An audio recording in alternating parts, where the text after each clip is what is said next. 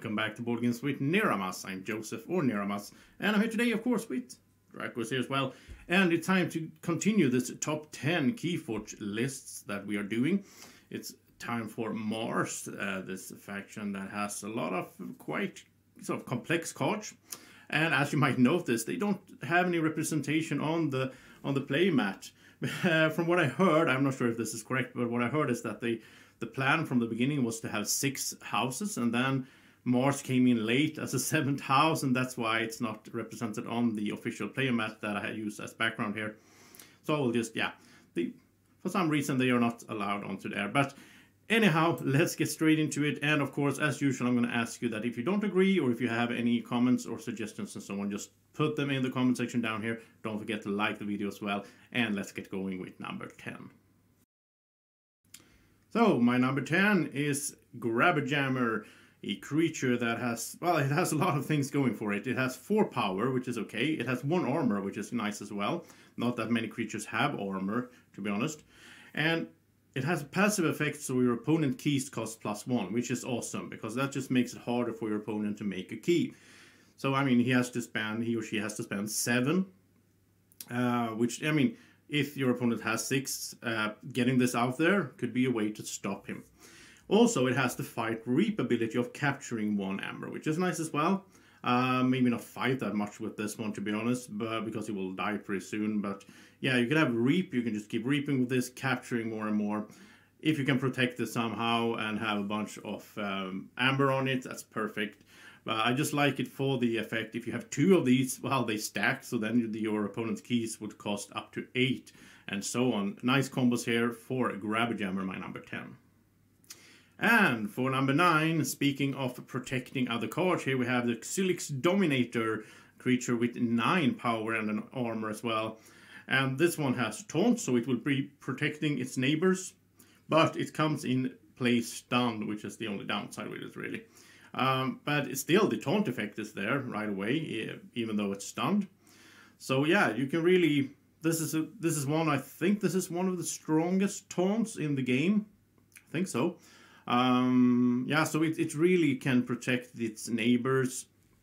Also, once you get it unstunned, it's quite a beast to be fighting with as well. I mean, 9 power, and that armor will help as well. It protects even from some direct damage and so on.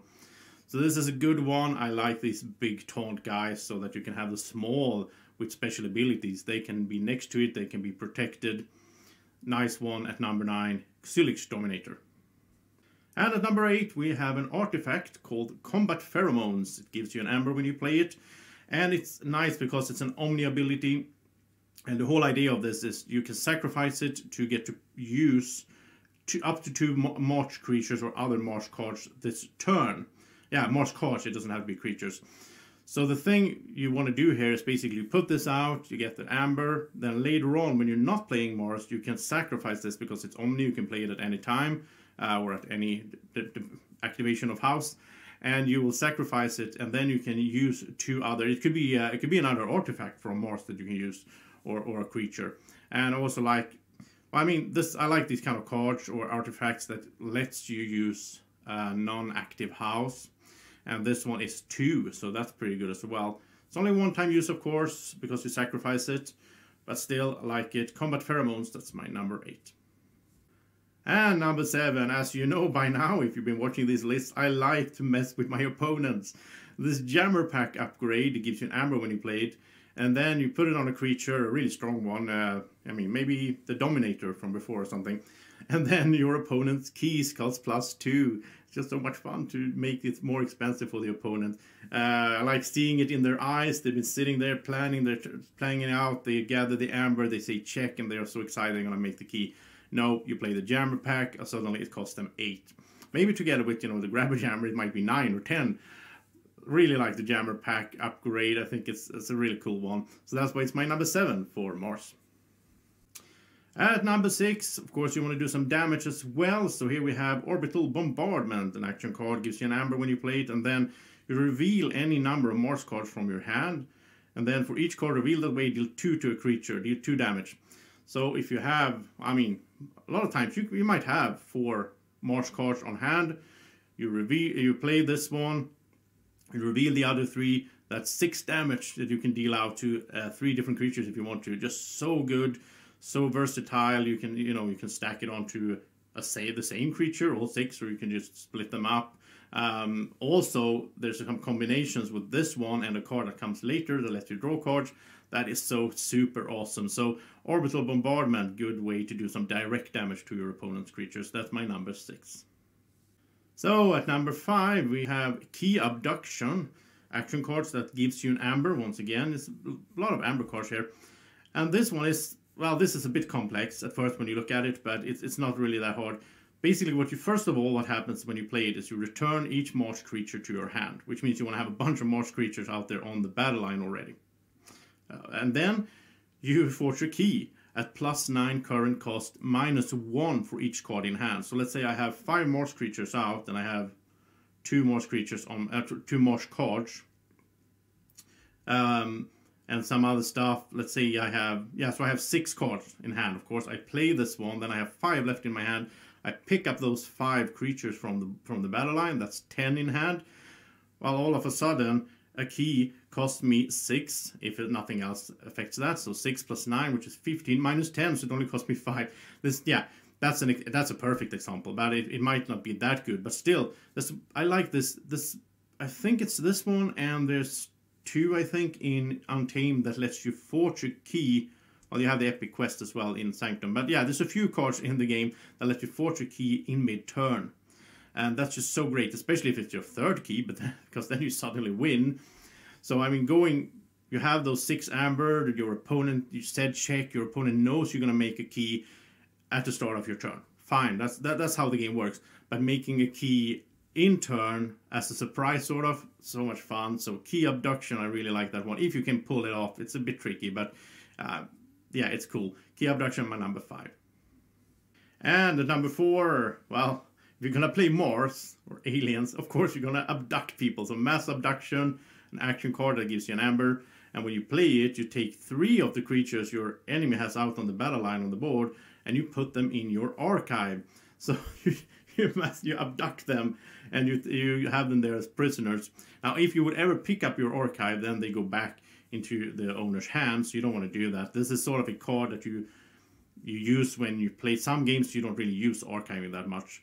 I wouldn't like this one together with logos and a lot of archiving, or there's a bunch of archiving in Mars as well. So this one is a bit situational, but a lot of times I find that I don't archive that much in games. And when I do, it's usually when it's a longer game. I mean, a lot of games archiving is kind of slow, but yeah, so this is a fun one. Mass Abduction, my number 4 for Mars. And my number 3 card for Mars is Mother Gun. This is an artifact. It's sort of the same thing as Orbital Bombardment, the action card that we talked about earlier. This one, though, well, you reveal a number of Mars cards from your hand. You do well, this one you do damage to equal the number of cards. So it's not that good, but on the other hand, it's an artifact with an action. So you can keep doing this every time you play. If you have this out, you can, every time you choose Mars as your active house, you can do this. So in that way, that's why I put it higher, because I think you can, I mean, you can use this a bunch of times. You know, it's well, it's in one way it's a bit worse actually, because deal damage to a creature, so you have to focus that damage on one creature. But then again, you can use it more times than one. That's why I put it higher than Orbital Bombardment. Could be an argument made there for, yeah, but they are both good. I like them both. But this one, Mother Gun, made my number 3. Now let's head to number 2. So my number 2 card for Mars is Battle Fleet. This is an action card that gives you an amber, and this one has some similarities with the ones we talked about earlier. But you reveal any number of Mars cards, you show them to your opponent from your hand. But this one lets you, for each revealed card, draw 1 card. And I had this I had a hand a while ago when I played, when I have 2 of these in my deck. So I played 1, revealed like 3 other Mars cards, draw 3 cards. Then I got a bunch of new Mars cards, play the other one. Just so nice combo, and I like drawing cards, as you know. And this one can really work well together with the Orbital Bombardment as well, or the Mother Gun, because you get cards, right? So if you're lucky to get the Mars cards, you could have a bunch of Mars cards in hand, and then you can reveal them to do damage as well. So Battle Fleet's just awesome. I like this one a lot. That's why it made my number 2 for Mars. And now let's head to number 1. So my number 1 card for Mars, my favorite card in the Mars deck, is Aether Spider. As you know, as I talked about earlier, I like to mess with my opponent. This is just so much fun. It's a creature with 7 power, so it's a strong one. It deals no damage when fighting, so you're not going to fight with this one, but you can use it to reap, of course. The fun thing with it is the passive effect that if you're any amber your opponent gets ends up on the spider as captured instead of in your opponent's pool of amber. And yeah, this, I mean, of course, this is something that your opponent's gonna target somehow if he or she can. But I just like it.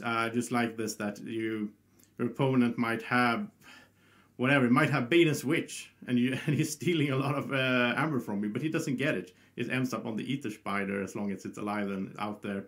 Really fun stuff. I really like Aether Spider. That is the top cards from Mars. The top 10 cards. Been really, as with all the other houses and factions, it's so hard to pick cards. These 10, I mean, wow, there's so many good cards and combos. But as you might notice by now in this list, I try to stay away from cards that are really good, but they require a really specific situation to work. I'm trying to go with fun cards, yeah, but also cards that can be used, that are good in many combinations. There's cards that are really strong, saying, I think this was one Mars card, I was like, yeah, it was something about getting rid of elusives or something like that, or against Sanctum. Those cards are good if you're playing against that faction.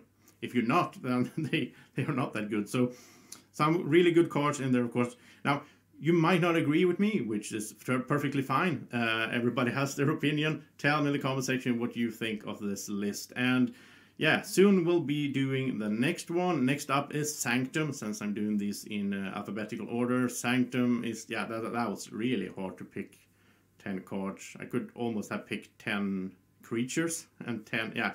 Anyhow, in a few days, next list comes. Until then, take care and have a great evening or morning whenever you're watching this. Take care. Bye-bye.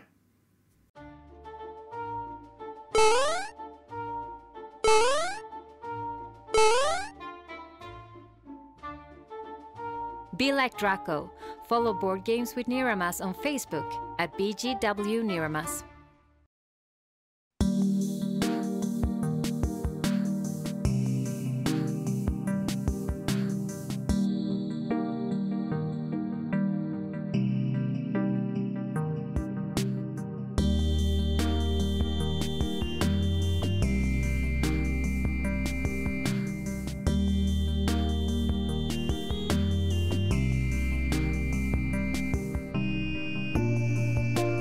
Board Games with Niramas is sponsored by Alara Games in Sweden.